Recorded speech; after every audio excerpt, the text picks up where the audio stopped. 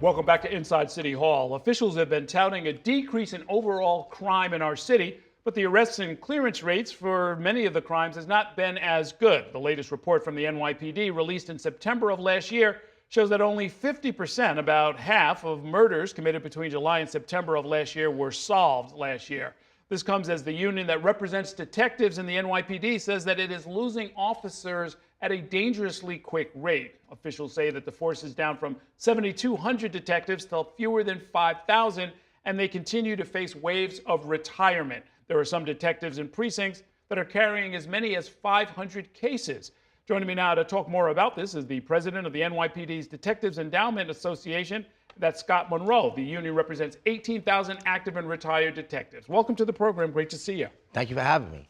When I see that there's an issue with retirements, I think back to the wave of people who came on the job in the mid-'90s in reaction to the crazy crime that was going on back then. Is that what we're seeing? People are hitting like the 30-year mark, the 25-year mark, and they're deciding to retire? Yes, they're retiring for a couple of different reasons. You know, for some pension stuff, for overtime they made for the year, and it's very concerning. You know, up to today, 23 days into the month.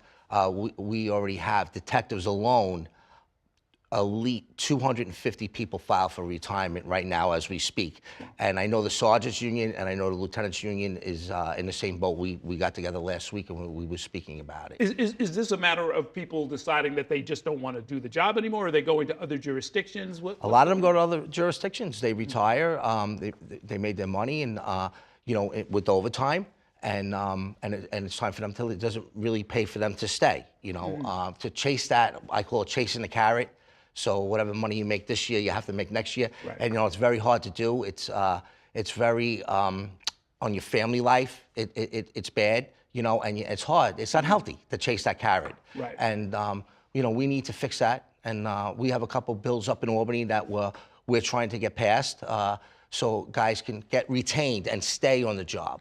You know, clarify something for my viewers, because a lot of what we know comes from Hollywood, and we don't know what's real and what's not. But becoming a detective, is that a career path from day one, or is that something that somebody who's, say, on patrol can apply for and sort of try and live up to? So basically, you police officer on patrol, and then you interview and you go for the you know, detective shield, and they'll take you into an investigative unit, and you have 18 months, and after the 18 months, you know, you become a detective. So I would think that if you're shorthanded and you detectives play such a critical role, that you would maybe ask the commissioner to send you more people or go out and help you with a recruitment drive within the department. Sure. I don't think it's a problem of getting you know, people into the investigative units. It's the problem of getting people on the job. So if you don't have people on patrol and you don't have them doing other duties that they need to do, it's going to slacken the detectives. So that's what we're concerned with right now. You have to bring more people on the job so we can bring more detectives into our union. You know, I don't know what young people say now. I don't do it as much as I used to, but I come from a law enforcement family, and I used to tell young people, it's like, it's a great job. It's very rewarding. The benefits are there. The pay is not perfect, but it's not all that bad. Right. And if you want to help people and you want to make the city better, it's really pretty rewarding. Sure. Is that message not getting across to people these days? We're trying to get it out there. You know, we're out there talking. I know Pat Hendry's out there trying to recruit. Everybody's working. You know, the unions are working. All 5 unions are working great together, trying to get people onto this job. I know the job is basically trying to get people on this job, but it's the best job in the world, as far as I'm concerned. Let's talk about the clearance rates and these caseloads. I think we have some graphics to show some of this, and it's very concerning, right? If Sure. The idea is that if somebody commits a murder, we all want that person to be caught. If they have a less than 50% chance of getting arrested, at least in that year, that's very concerning. And then when we hear that there are caseloads that are building up, so that there are individual detectives that are handling hundreds of cases, sure. that's not good either. What's the path out of that? Well, we have to bring more, and they're trying to do it now. They're trying to move some people around to put them more into the squads, into the caseloads. Chief Kenny and the police commissioner are moving people around to get people more into the squads. to clear these cases, I believe, and to get more help for our detectives. You know, some of our detectives can't get a day off in the summertime. Some of our squads are very low. You know, and I see more and more of that now, especially in Manhattan. We're getting a lot of squads running a little low. They're very upset about the congested pricing. That was one of the big retirements. You know, when they come into the office, I ask them, like, why are you retiring? They're saying because congested pricing, and they just don't want it. But it can't be that. What? That's the last $9 that it's $9 a day. It's chasing that carrot, and you know, it's bail reform. It could be everything. That's what's going on. You know. You know, on congestion pricing in particular, is that something that you, as a union president, will just try and negotiate in the next contract, and maybe just have if we can? I mean, we had Governor Hochul in the office in August. We were concerned about it. It affects about 2,000 of our members, and we knew that was going to be a problem. You know, the members were concerned about it. You know, it just doesn't concern our union. It concerns probably numerous unions through the whole city. But the bottom line is it affects 2,000 detectives in the city. I see.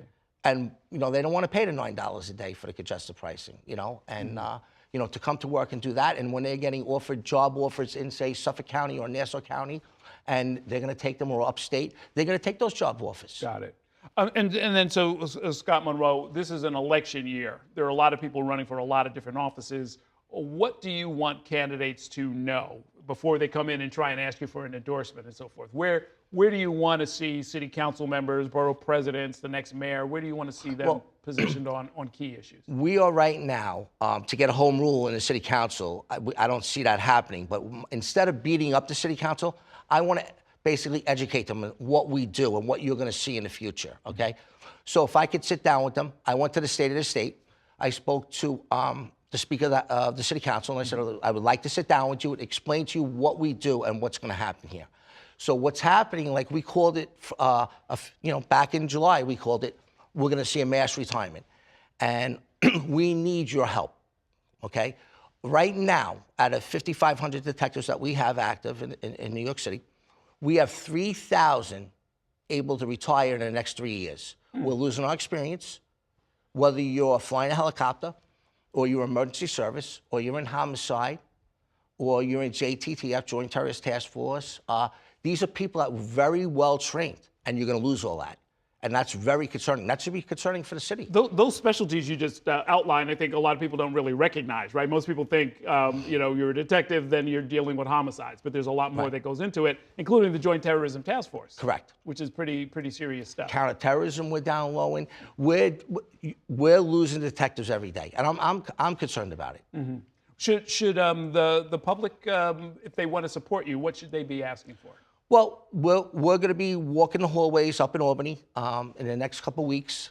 We're meeting with a lot of the senators in the assembly, and we want to speak to them and basically explain to them why we need to retain detectives. We need to retain lieutenants. We need to retain sergeants, police officers. That's what we need to do.